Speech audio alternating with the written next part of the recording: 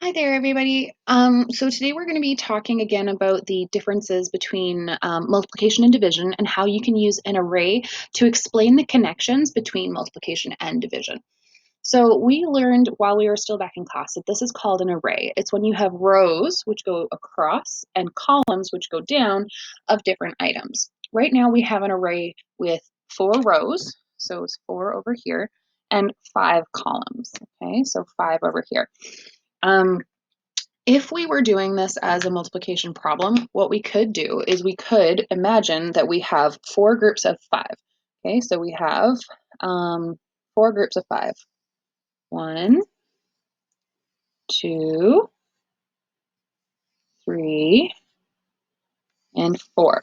Okay, so we have 4 groups of 5 equals 20.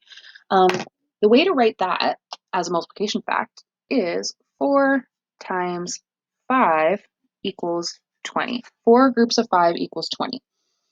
The other way you could do this is by going up and down, counting your columns. So we have 1, 2, 3, 4, and 5.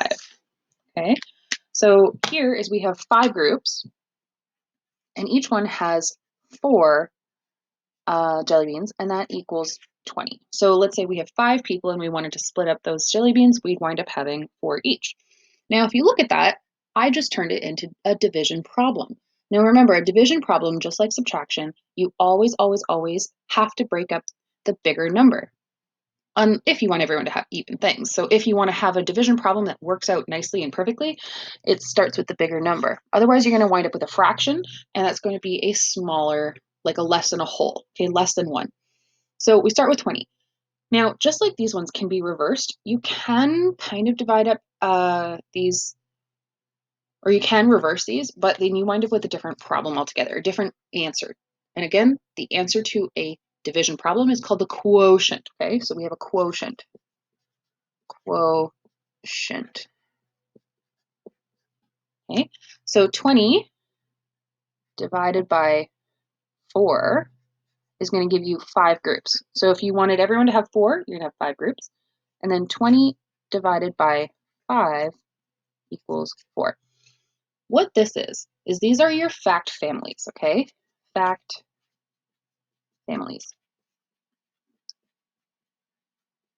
So when your assignment asks you to find the 4 problems, the 4 facts about a problem, this is what it's asking you. Okay, it's asking for 2 multiplication problems and 2 division problems, okay? They're all related, and you'll notice that all 4 use the same 3 numbers. They use 4, 5, and 20.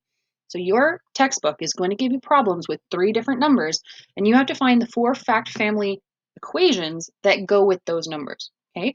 If you have something like jelly beans or goldfish or mince or macaroni, you can use that to help lay it out so that you can visualize it. But this is what I'm asking for when I ask for your fact families. There's 4 multiplication problems, or 4 problems, 2 multiplication and 2 division. Okay?